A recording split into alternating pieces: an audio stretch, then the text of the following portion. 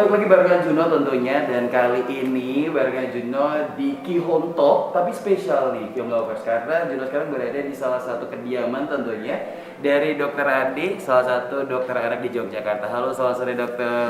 Iya, selamat sore Mas Juno, apa kabar? Alhamdulillah baik. Dokter apa kabar hari ini? Baik, alhamdulillah. Oke. Iya. Dokter Ade adalah seorang dokter anak di Yogyakarta, benar ya dokter ya? Bener. Benar, oke. Jadi ngomong nih dokter, kita kan lagi di bulan puasa seperti Iya. itu. Dan juga anak-anak itu kalau lagi puasa itu sering sakit, banyak yang pilek, panas, terus pada meriang gitu. Tipsnya biar anak-anak itu mungkin walaupun puasanya nggak penuh satu hari full ya dokter ya, tapi biar tetap sehat gitu, itu gimana sih dokter? Yang pertama kita latih secara bertahap. Biasanya mereka dilatih untuk tidak makan makanan padat dulu, 4 jam, 6 jam, 8 jam. Dan kemudian setelah berhasil tidak makan makanan padat, baru dilatih tidak minum. Ini kan lebih berat ya. Iya, benar. Minum daripada makan, lebih berat minum. Nah, untuk kemudian kita secara bertahap pelan-pelan kita lakukan sampai akhirnya bisa berhasil. Nah, bagaimana caranya juga adalah dengan menjaga asupan nutrisi yang seimbang pada saat berbuka dan pada saat sahur. Nah, kita perhatikan ya, kalau pada saat berbuka puasa, pilihlah makanan yang mengandung glukosa indeks yang tinggi, jadi cepat membuat rasa kenyang, seperti misalnya yang manis-manis. Menghindarilah kalau yang gorengan-gorengan. Sedangkan pada saat sahur, usahakan mereka makan dengan yang indeks glikemik rendah, seperti misalnya makanan yang berserat, oatmeal, nasi merah. Kenapa? Karena ini akan membuat perut jadi kenyangnya rasanya lebih lama. Oke, kenyangnya bisa bertahan lebih lama. Lebih lama, gitu ya, dokter, ya. Tapi nih dok, hari ini Juno kesini tidak mau ngebahas soal kesehatan aja nih dok. Ada yang lebih spesial gitu. Jadi ngomong-ngomong dari luar, rumah dokter Ade itu kan keren banget ya kalau menurut aku ya dok. Terima ya. kasih Udah Mas banget, Juno. Gitu, kayak Ya. berasa saya berkunjung ke sini berasa liburan gitu dok ya. Lihat rumahnya berasa liburan. Tapi ngomong-ngomong, konsep atau ide yang diambil dari dokter Ade sendiri itu dari mana sih? Ya, saya memang kan orangnya satu suka desain interior. Saya sendiri sebenarnya pengen jadi arsitek, tapi sayangnya nggak berhasil. Jadinya malah jadi dokter, jadi agak salah jurusan. Terus kedua saya suka jalan-jalan. Nah, terutama ke Eropa. Nah, di Eropa ini kan saya terkesan sekali dengan semuanya, dari gedung-gedungnya, dari barang-barangnya, dan karena kita toh juga sekarang karena COVID-19 kan nggak bisa jalan-jalan. Nah, jadinya karena nggak jalan-jalan, renovasi rumahnya dibuat lebih kental lagi Eropanya, sehingga bisa menghibur diri sendiri walaupun nggak jalan-jalan, punya a piece of Europe in your house gitu. Berasa liburan terus. Oke. Ini ngomong tuh, ini kan kayak gayanya Eropa banget, dan juga beberapa film dari Eropa gitu pasti rumahnya kayak gini ya, udah kayak banyak aksesorisnya, banyak kental dari warna-warnanya. Tapi ngomong dari banyak ruangan di sini, itu dokter Ade tuh paling rumit ngedesainnya tuh di bagian mana sih? Pada prinsipnya aku suka semuanya. Cuma yang menurut aku unik, yang belum pernah ada tuh mungkin ruangan Blue Wedgwood di sebelah sana.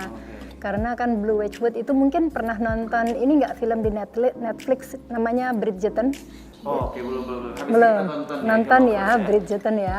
Itu kan latar belakangnya adalah di London pada abad ke-19.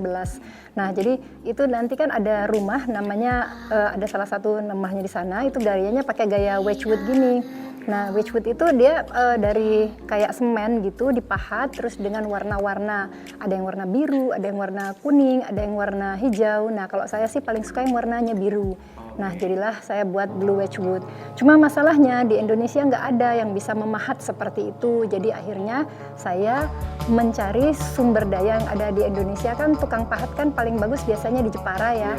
Nah, akhirnya tukang Jeparanya saya kasih pola seperti Wedgwood. Terus saya suruh buat panel-panel seperti Wedgwood asli di London. Jadilah seperti itu. Nanti dilihat ya. Jadi kalaupun kita punya keinginan nih soal punya rumah pengen kayak di Eropa lah, pengen kayak mungkin di Timur Tengah seperti itu, tapi susah karena nggak ada, tapi tetap kita bisa mengakomodasi dengan apa yang ada di Indonesia. Iya, kita puter-puter akalnya, nanti biasanya bisa kok. Tapi kan ngomong dokter Ade kediamannya itu banyak sekali aksesoris nih dok, di tangga banyak banget, dan pernak-perniknya tuh tertempel di mana-mana. Itu dokter Ade dapetinnya itu dari mulai kapan sih dok? Nah, saya tuh mengkoleksi sejak dulu memang. Saya mengkoleksi beberapa barang. Saya suka nih Mas Juno, observasinya bagus ya. Dia melihat saya mulai dari barang-barang kecil-kecilnya. Kecil banyak banget, jadi kalau aku mau lewat tuh agak serem dong gitu. Kemarin jangan sampai Takut gitu senggol kan. gitu ya. Ya memang saya mulai dengan mengkoleksi beberapa benda. Kemudian benda-benda itu yang menginspirasi saya untuk menjadi masing-masing ruangan karakternya seperti benda yang saya punya. Ada yang saya beli waktu lagi ke sana, waktu saya ke London dulu misalnya saya beli tuh Wedgwood. Pot ada 2 lumayan gede masuk koper. Zaman dulu kan belum terlalu ketat untungnya. Kalau sekarang kan suruh bayar double-double lebih susah lagi. Iya, harus ditunjukin.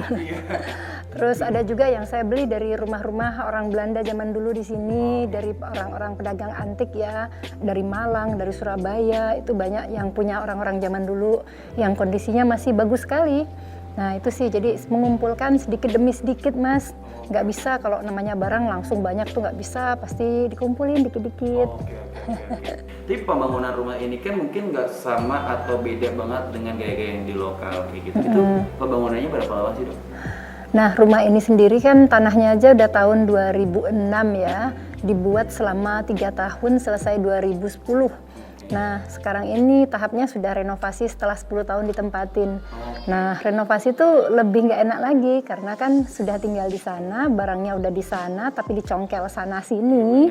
Pastinya kan jadi lebih ribet, lebih kotor gitu ya.